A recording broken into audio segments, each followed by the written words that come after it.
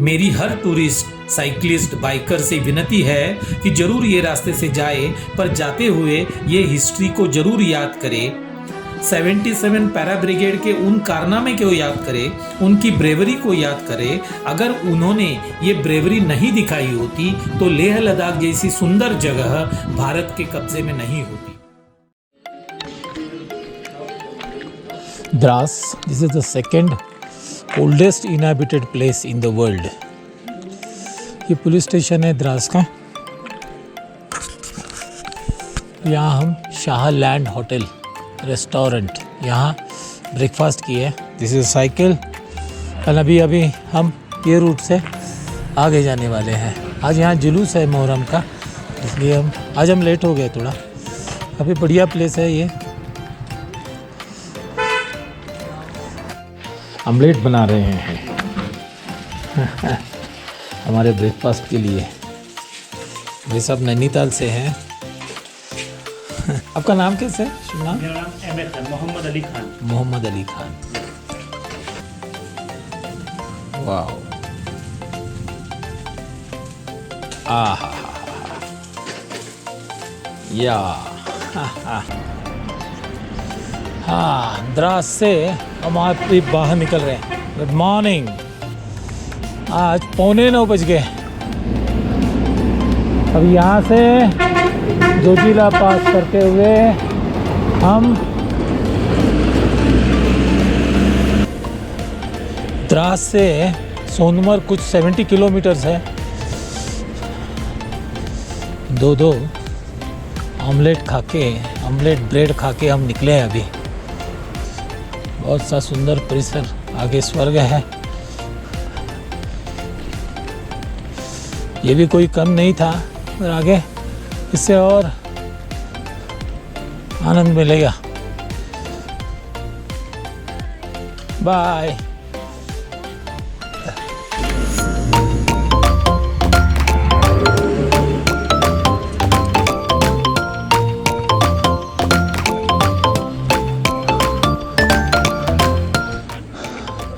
जय हिंद सर।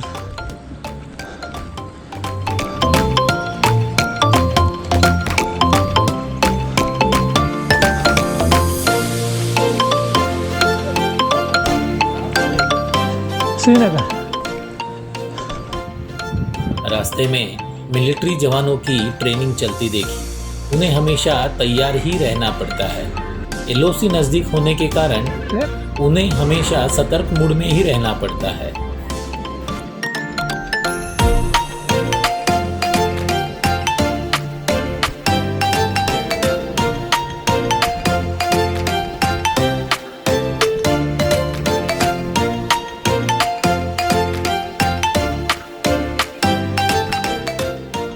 द्रास, जहाँ से आज हमारा जर्नी चालू हुआ, उसे दुनिया की सेकेंड कोल्डेस्ट जगह मानी जाती है। इसे हेमबैप्स नाम से यानी स्नो लैंड नाम से जाना जाता है।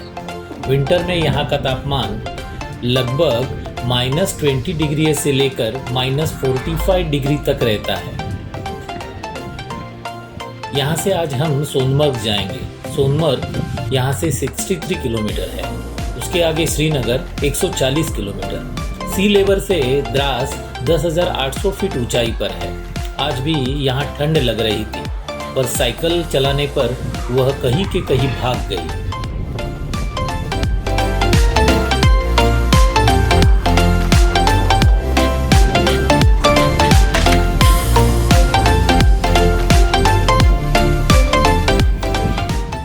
अक्टूबर से मिड मई तक यहाँ विंटर सीजन होता है। जून से समर सीजन चालू होता है। वो लगभग सितंबर तक रहता है। यहाँ का एवरेज टेम्परेचर 23 रहता है, जो टूरिंग करने लायक होता है। गांव का नाम क्या है? पांद्रास। पांद्रास, PNDRS, पांद्रास गाँव है ये। मुंबई। हाँ, यहाँ मुस्लिम समाज के लोग रहते हैं, जिसमें अधिकतम 60% लोग सुन्नी इस्लाम से है। यहाँ के लोग बार्ली की खेती और पशुपालन करते हैं।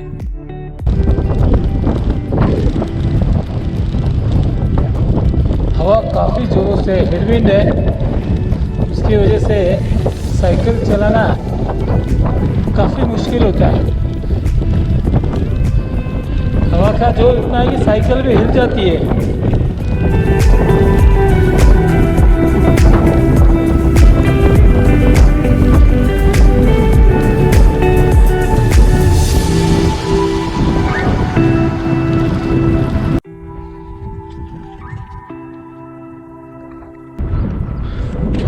द्रौपदी कुंड, ये है जोजिला पास।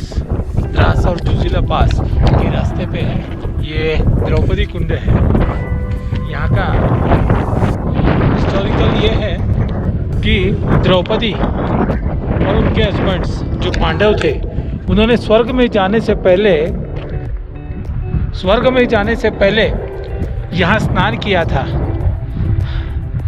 और यहाँ के गांव वालों का ये कहना है कि यहाँ का पानी पीने से बच्चे होते हैं।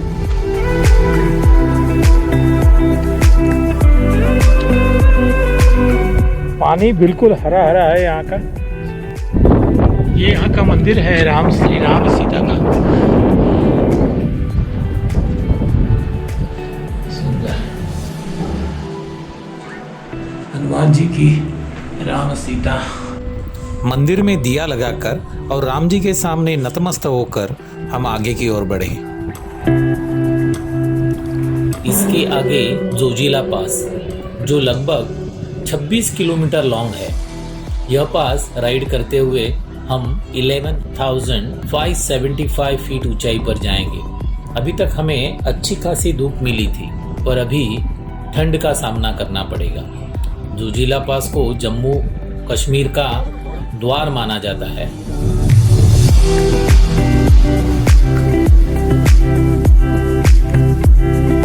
सायकलिस्ट ना काहीही इन्क्वायरी न करता सोडलेला आहे, कारण माहिती आहे सायकलिस्ट एवढे आले ते फिटनेस आहे म्हणून आलेत. त्यामुळे त्यांची काय करणार टेस्ट. ग्रेट. जोजिला पास चेकपोस्ट पे कारों की लंबी लाइन लगी थी। कोरोना की वजह से सभी की कोरोना टेस्ट निगेटिव आने के बाद ही उन्हें आगे की ओर जाने की परमिशन मिल रही थी। हम चेकपोस्ट पे जाते ही वहां के इंस्पेक्टर ने हमें हाथ से ही आगे जाने का इशारा किया। शायद उन्हें लगा होगा कि इनकी टेस्टिंग क्या करे, जब साइकिल से ये यहाँ तक।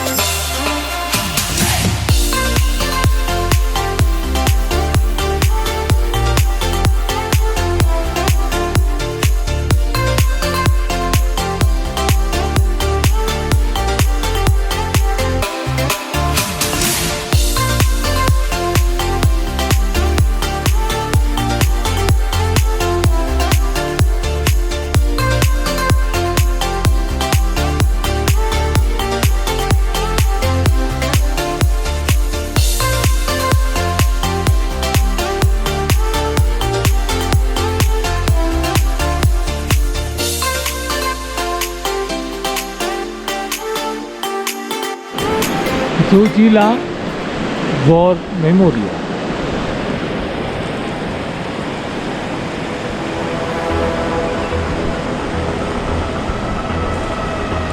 जोजिला पास, इंडियन आर्मी का फ्लैग, इंडियन फ्लैग। क्या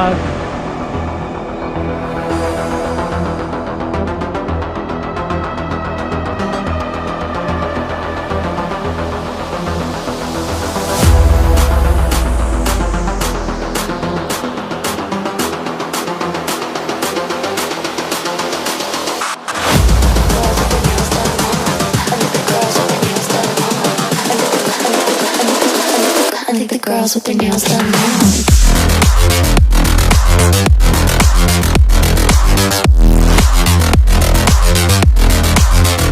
Girls with their nails done. I think the girls with their nails done.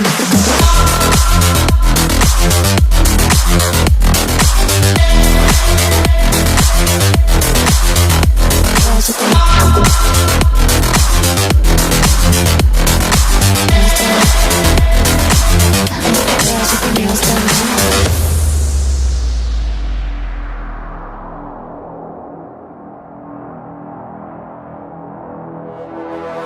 हम जोजिला पास पहुंच गए। एल्टीट्यूड है 11,649 feet.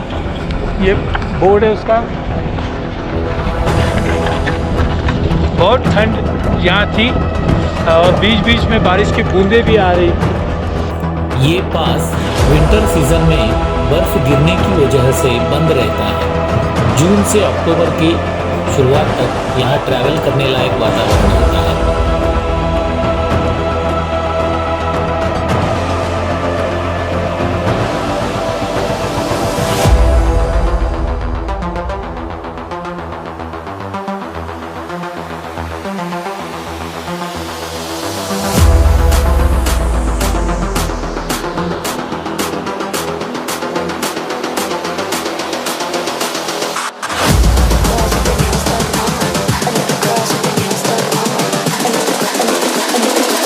I think the girls with their nails done now.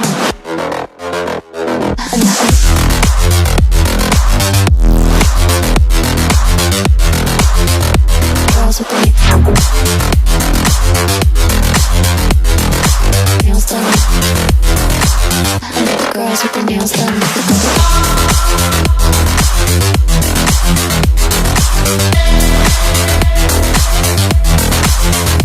Girls with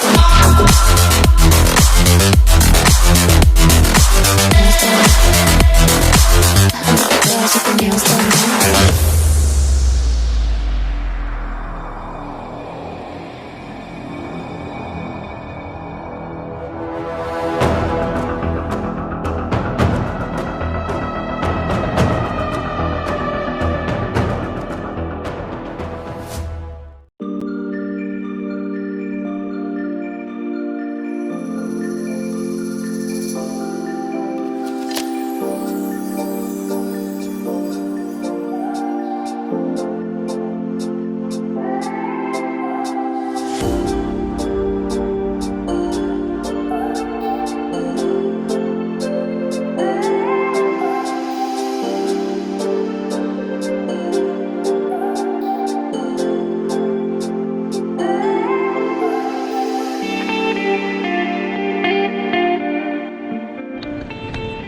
ऊंची ऊंची पहाड़ियाँ, नीचे दिखाई दे रहा है वो बालताल है और ये रोड है। ये रोड से हम नीचे जाएंगे। This one all the road is पूरा ऑफ रोड रास्ता है।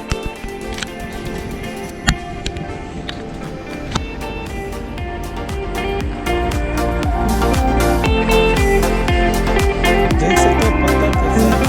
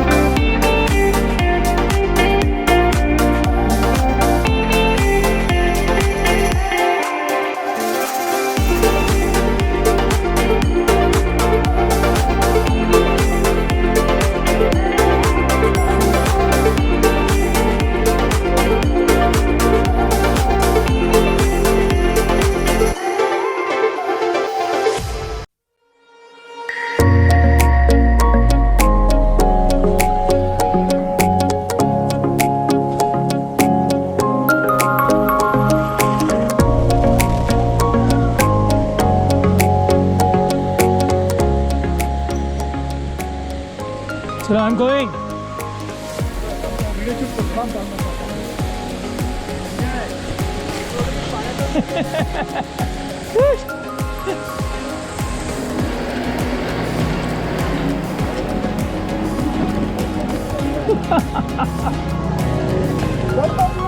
Moria!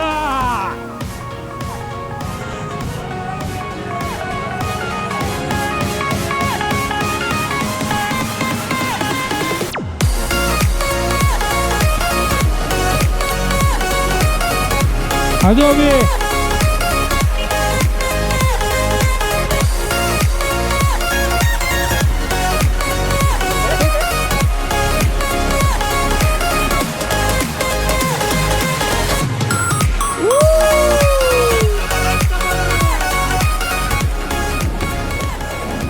जैसे जैसे हम जोजिला पास से आगे बढ़ने लगे वैसे 1947-48 की इंडिया पाकिस्तान की पहले वॉर की कहानी जो हमने पढ़ी थी वो याद आने लगी। दोस्तों, जब 1947 में देश आज़ाद हुआ, कश्मीर का मुद्दा भारत और पाकिस्तान के बीच आया। पाकिस्तान सैनिकों ने अलग अलग चुनौतियां भारत के सामने लाई। 1948 की शुरुआत में पाकिस्तान आर्मी ने गिलगिट, बलिस्तान, द्रास, कारगिल इन सारे एरियाज को अपने कब्जे में कर लिया था। कहानी ये है कि इन सारे जगहों को प्रोटेक्ट करता था जम्मू कश्मीर स्टेट फोर्सेस। ये फोर्स जम्मू कश्मीर की अपनी इन हाउस फोर्स थी जिनमें वहाँ के युवा शामिल थे। पाकिस्तान फोर्सेस उनसे ज़्यादा संख्या में थी। उनके पास आधुनिक शस्त्र, गोला बारूद ज़्यादा मात्रा में थे। इस वजह से पाकिस्तान आर्मी ने यहाँ की जगह पर कब्जा कर लिया और वो धीरे धीरे जोजिला पास की तरफ बढ़ने लगे। जोजिला पास की एक अपनी इम्पोर्टेंस भारतीय मिलिट्री के लिए थी क्योंकि ये एक ही रास्ता था जो कश्मीर और लेह लद्दाख को जोड़ता था। इसके बिना कश्मीर से कोई भी रास्ते से लद्दाख नहीं जा पाता।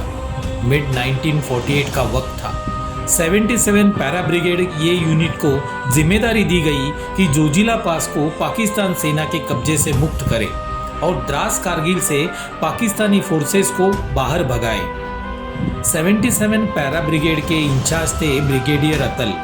ये बहुत चालाक दिमाग के थे। उन्हें पता था कि बिना टैंक सपोर्ट ये काम हम नहीं कर पाते, तो उन्होंने भारत सरकार से दरख्वास्त की कि हमें तुरंत मिलिट्री टैंक प्रोवाइड करें।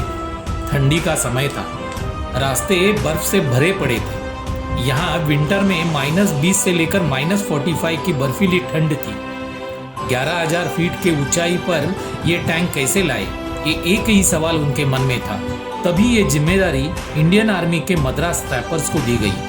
मद्रास स्नैपर्स में ऐसे इंजीनियर्स शामिल थे जो टैंक को एक जगह से दूसरी जगह ले जाते और उन्हें ज़रूरत पड़ने पर वो रिपेयर भी कर सकते थे। इमेजिन करें, -20 से -45 की ठंड और 11,000 फीट से ज़्यादा ऊंचाई पर मद्रास स्नैपर्स ने इंडियन आर्मी के ये 11 टैंकर्स वहाँ कैसे पहुँचाए और पाकिस्तानी सेना को नष्ट कर दिया, इतना भगाया कि पाकिस्तानी फोर्सेस द्रास कारगिल छोड़कर भाग गई। यही इंस्पायरिंग स्टोरी है इस जोजिला पास की। इस याद में यहाँ जोजिला वॉर मेमोरियल बनाया गया है। हम खुशनसीब थे जो इस रास्ते से हमें साइकिल से राइड करने मिली। 2 क्षण खड़े रहकर 1947-48 के वॉर में जो भी शहीद हुए थे उन्हें श्रद्धांजलि देने की कोशिश करी। वॉर की ये हिस्ट्री याद करके हमारे रोंगटे खड़े हुए। सोचो, भारतीय मिलिट्री फोर्सेस ने किस साहस से ये काम किया होगा। इसलिए पूरे जग भर में हमारी मिलिट्री फोर्सेस उनके ये काम से स्ट्रॉन्गेस्ट फोर्स समझी जाती है। मेरी हर टूरिस्ट, साइकिलिस्ट, बाइकर से विनती है कि जरूर ये रास्ते से जाए, पर जाते हुए ये हिस्ट्री को जरूर याद करे। 77 पैरा ब्रिगेड के उन कारनामे को याद करें, उनकी ब्रेवरी को याद करें। अगर उन्होंने ये ब्रेवरी नहीं दिखाई होती तो लेह लद्दाख जैसी सुंदर जगह भारत के कब्जे में नहीं होती और लद्दाख की पहाड़ी राइड हम नहीं कर पाते। तो जरूर यहाँ पर स्थित जोजिला वॉर मेमोरियल का दर्शन करें और आगे बढ़ें।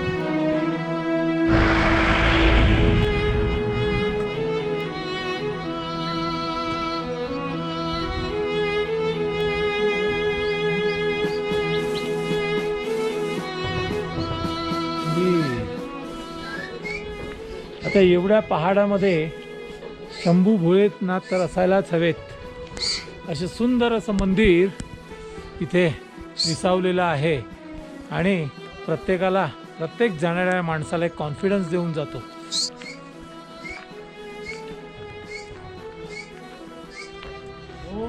खरोखर ऑफ रोड म्हणजे काय हे इथे कळतं.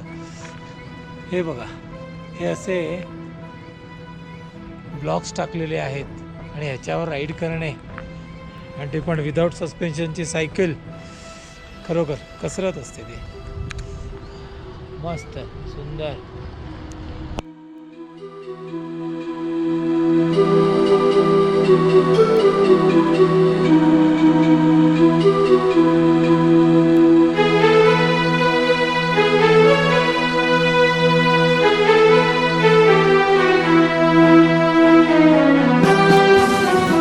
दोस्तों, कैसा लगा मेरा ये साइकिल राइड?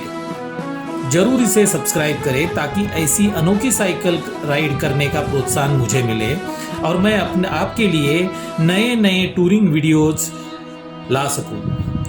इसे शेयर और इस पे कमेंट भी जरूर करें ताकि इसमें आपके सजेशन से अच्छे चेंजेस मैं कर सकूं. तो बाय, मिलेंगे अगले राइड पर.